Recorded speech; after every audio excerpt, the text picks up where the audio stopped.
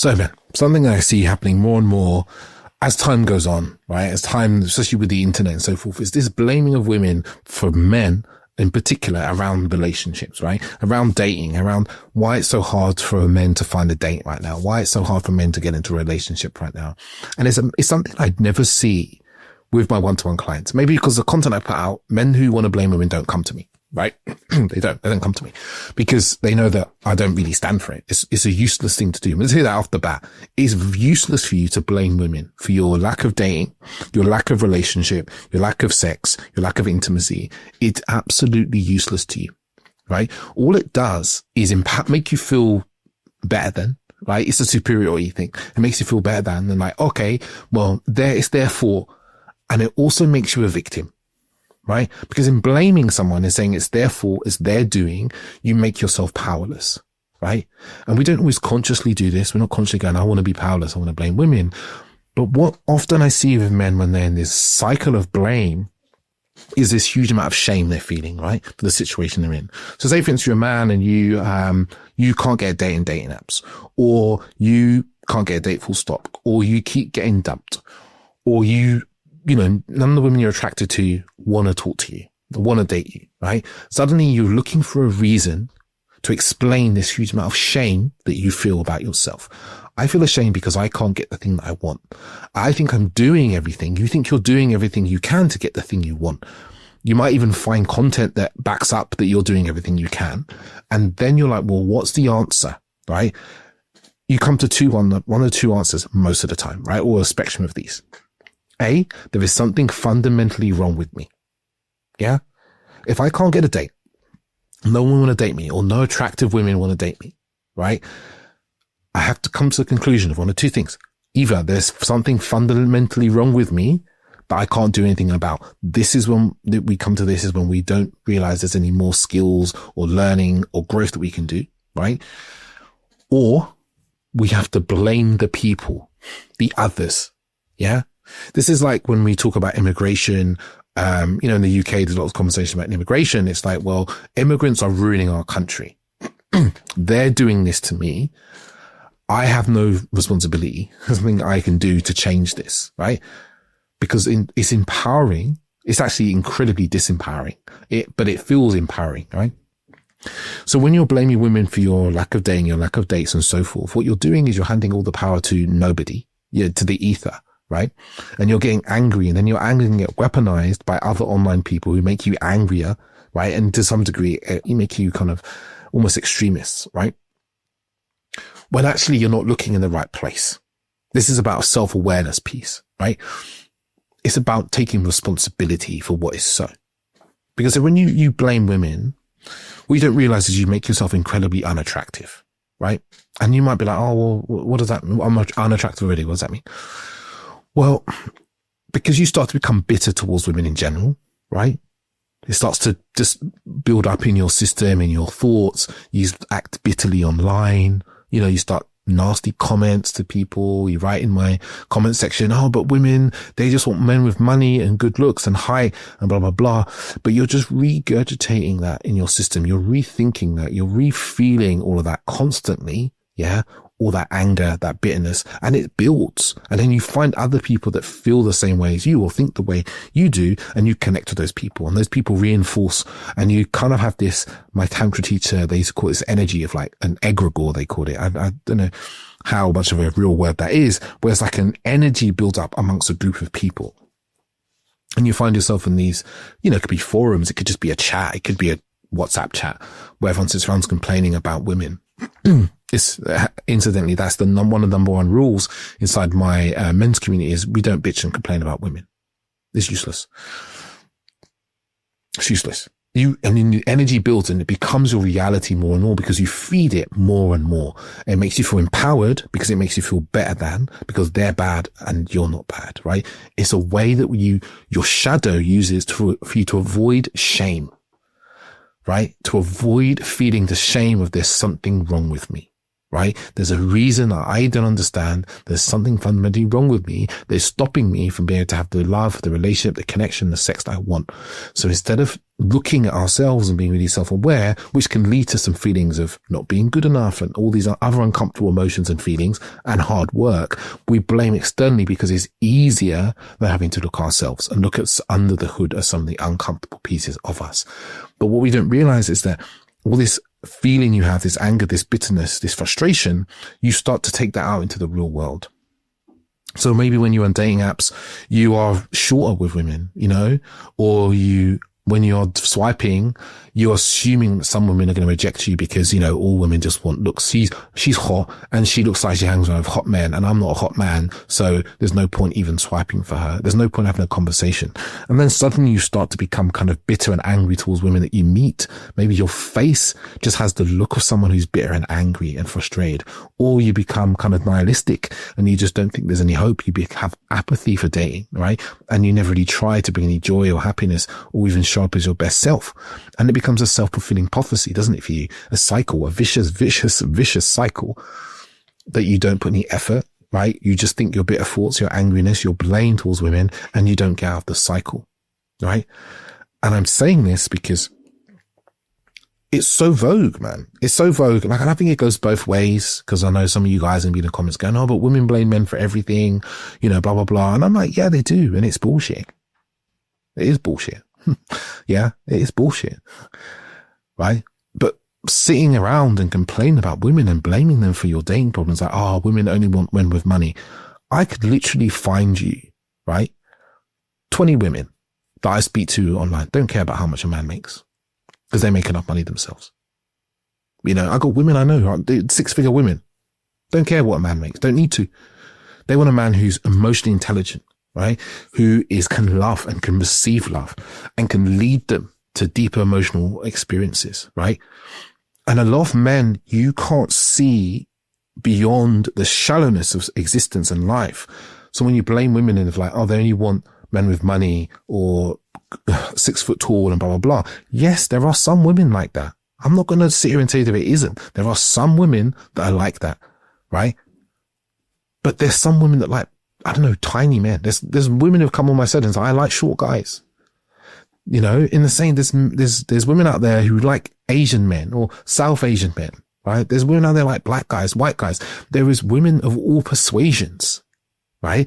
So instead of putting your attention on the women who are not in alignment with what you want, forget them, ignore them. They're not most women. You're going to say how they're most women. But when you're just looking at everything from this kind of superficial level, you're attributing your lack of success or your failure in dating and relationships to the things that you understand on the superficial and understand. And I know this is harsh for you to listen to, right? But keep listening. So if you're not getting matches on your dating app, you might say, okay, I'm not good looking enough. That's the reason. Because that's the only reason you can understand, right? When actually the reason may be is because your profile is really poorly put together, lacks feeling, lacks depth, lacks you showing who you are as a person in a beautiful story in a dating app, lacks humor, or it lacks like this sense of you calling in who you want and showing what values, what traits, what you can bring as a man to a relationship, right? You probably don't have those things. And the reason I say this is because I have looked at hundreds of dating profiles in my life. Even in the last year, I've looked at like 50 plus, right? And I see it time and time again. I read the dating profile and I'm like, this is as interesting as IKEA instruction manuals. It's very fact driven. I do this, I do that, I don't do this. It's boring. It has no aliveness and no feeling. And then the men are like, oh, women just want guys with good looks. I'm like, no, they want a man who has emotional depth and interest. Yes, again, I'll say again, there are some women who just want a hot guy. They're not for you if you're not that hot guy. And then secondly, God, I'm really getting into it today because this is unscripted. I didn't write any notes for this. If you want to be that hot guy, right? My belief is, and I stand by this very firmly, every man can get himself to a 7 to a 7.5 minimum, right? Most men can get themselves up to an 8 or 9 on attractiveness, right? Physical attractiveness through their own sheer work, right? Which usually can take 6 months to a year. It comes down to fashion. Yeah, the most superficial things. Fashion. Fashion isn't expensive. Everyone has a Zara, everyone has H&M, and everyone has Shein, which I don't really recommend to anybody, but you can dress well. It just takes some research and learning and education. Hygiene, right, is another one. Smelling nice. That doesn't mean put loads of perfume on. That means actually like washing well, combining that with a sense that a scent smell that matches you. Posture, confidence, how you stand and move, how you look around the room. These are the things that you can work on and change, but they may be outside your awareness because you don't know how. You don't know anybody who dresses in such a suave way, or you don't know what it looks like, right? You don't know. It's outside of your awareness, so you just assume that it's not even there. And what I'm saying is, when you're like, oh, it's all women, they only want these things, or women have made dating so hard because they have such high expectations. Actually, what you're also saying is, I'm not meeting the expectations of the sort of women that I want. And if that's the case, then you need to up your levels. Yeah. And you probably sit there going, but I don't know what that means. And that's true. You might not know what that means, but I've got a whole 300 podcast episodes here you can listen to. I've got, probably 100 plus of these episodes, maybe 70 plus maybe of these episodes are with women telling you what they want sexually, in dating, in relationship, in explicit detail, or people who work with women, as I say. Because too often what happens is we blame women and we don't look at ourselves. Let me give you an example. A lot of guys will tell me I'm emotionally intelligent. And what they don't realize is it's this whole thing about known knowns and unknown unknowns, right? We have this kind of upper limit of like, we are emotionally intelligent. We think we're emotionally intelligent, and we know there's a level of emotional intelligence we're not at. It's a bit further beyond us. So maybe your level of emotional intelligence isn't to notice like, oh, I meet this new woman. I feel this sense of rejection. I'm fearful of rejection. And I notice it's there and I don't respond to it because I know it's not about her. It's about my past experiences, right? Maybe you can't do that. Maybe you realize when you're a woman, you get nervous and you don't feel good enough, right? But you might not be able to attribute it to the fact that it's not about her. It's about how you feel about yourself and some past experience you've had, right? But you don't have the level of ability to go, I'm going to put that to one side and actually, be myself. And maybe the level on from that emotional intelligence is to say, hey, God, I've really enjoyed company with you. And what I've really noticed in myself actually is emotionally, this old pattern that's come up of like me not feeling good enough. And I just realized that's just so unnecessary because I'm here with you and you're a wonderful woman and I'm a wonderful man. But I'm just acknowledging that that's in the space of me sometimes. You don't have that emotional intelligence. That's beyond you because you're going to tell me that if I say that, I'm going to get dumped, right? But that's the unknown unknown. And I've just given you one example, and that levels goes on way, way, way deeper, right? Well on, right? That there's many levels that go beyond that of emotional intelligence that you probably don't have and that you can actually work on, right? And so I've given you what you can do about looks, what you can do about emotional intelligence. Let me give another one, right? Blame women. Women, they don't want a regular man. If you want to meet a good woman, learn about a woman's experience of life, whether that's menstruation, whether that's women's rights, whether that's the persecution of women across the world. Like, learn about these topics. They're interesting topics to learn about, right? They can be really hard to learn because you realize that like women have been persecuted through history. They've been oppressed. We still see to this day and age, like there's states in the United States where they tell women when they can have abortions and can't. Right? That's fucking ridiculous. And then you can add a layer to that is you could talk to women you meet about those things and ask them for their experiences. Or maybe you could learn about rape cases and the pitiful, conviction rates of them. Right? And maybe talk to women about their experiences of rape and sexual assault. This would put you into a category of man that is well beyond the average man. Right? Why do I say this? Because I did this.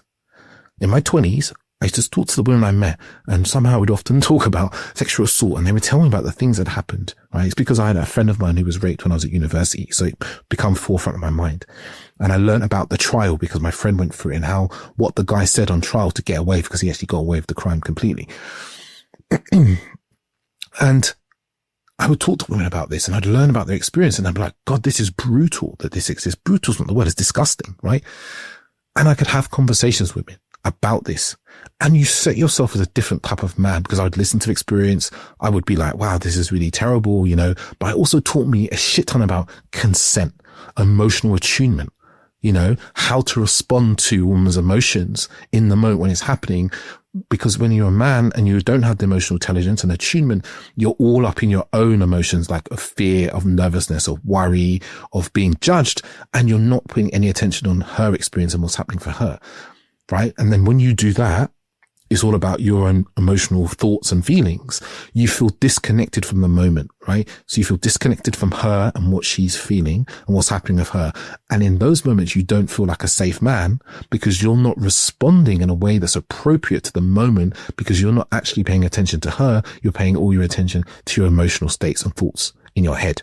You're projecting maybe onto her as well, but you're not noticing what's happening in the moment, because women are very well attuned with one another generally, because they're in attunement with other women. So when they come in contact with a man like you who isn't emotionally attuned, they feel this like, oh, I feel this is a bit off because this guy's not noticed that he's standing too close to me, or that joke he said actually made me feel a little bit uncomfortable, or he hasn't noticed that I don't know, man, his flyers are undone, for example, right? And I've noticed. And when you don't have that attunement, you don't feel safe, because ultimately she can't trust in the future beyond that moment. And this is cognitive, but in her body, she feels this, that when there are things that are off between the two of you, that you're going to notice them and correct them, A, and B, you're not going to do things that are out of alignment with the emotional level the two of you have, right? Really important fact, because that's how non-consensual sexual acts, rape, sexual assaults, and so forth occur. Often, there's one of the reasons, I'm not saying it's the sole reason, but it's one of the reasons, is when we're not attuned to the moment. We're not really paying attention when we're paying attention to our lust, right? And that's just a sexual moment. There's a plethora that can be in normal, everyday moments where you're not attuned and it feels uncomfortable, it feels off. And it can feel for her that she's going to have to do this emotional labor of teaching you and guiding you and pulling you forward. And most women don't want to do that. Most women don't want to do that anymore, right? Because they know there's emotional tools out there for men to learn how to be emotionally connected. So if you're a man now in 2026 and you aren't to some reasonable degree emotionally connected and understanding of women and understanding of self and patriarchy and all these sorts of things, right? And leadership and your own power and how to use it well, you're neglectful as a man. You're neglectful of yourself and you'll be neglectful of a partner. So a woman doesn't want to date you, right? And I know I said a lot of things there, but because this is what comes behind this blaming of women, is often an army of men who feel rejected and feel ignored and are frustrated, but they haven't gone deep enough into why. Some of you have gone down the road of, was it red pill, black pill? I don't know, all these pills, where it's like no matter of self-development will change that. And it's impossible. And I'm telling you, it's bullshit, because I'm literally coach men who told me I'm ugly, women don't find me attractive, taking them shopping, help them get haircuts, skincare routines. And then suddenly they're like, I'm walking with them down the street and I'm like, that woman was looking at you, that woman was looking at you, that woman was talking to you, that woman that we're in the shop, she talked to you more than she needed to. And suddenly you start to realize they just hadn't been seeing it. They didn't know how to respond, and they learned the emotional tools. This isn't this is the thing. Blaming women doesn't help you, just makes you bitter. It makes you bitter, makes you unattractive. Women don't want a man who is bitter towards them, right? I think the same goes for men. I don't think we want a woman who is bitter towards men. It's not attractive to me. I know it's not attractive to my friends and the men that I work with. And don't be fooled into believing that all women hate men. It's really not the case, right? They can understand a bit more nuance than that. I know it feels like that through the internet sometimes, but it's not the case, right? Women, if you talk to the average woman, the experiences she's had with men and relate to her physical and sexual body are horrible. Yeah. And I know you may not be like that, right? But there's something called trauma. It lives in the body, and we have fear. Like just in the same way you're afraid of rejection, you're afraid of being judged, you blah, blah, blah. It's this level of trauma, and sexual trauma is one of the deepest ones that we carry. So to understand that will just make you a better man in relating to women, connecting with women, right? But going towards blame and anger to women and saying, their standards are too high and so forth doesn't help you. It doesn't empower you. It makes you a victim. It disempowers you. It doesn't help you move forward. It doesn't help you become a better man. It just makes you a bitter man on the internet, right? Or a bitter man in your front room.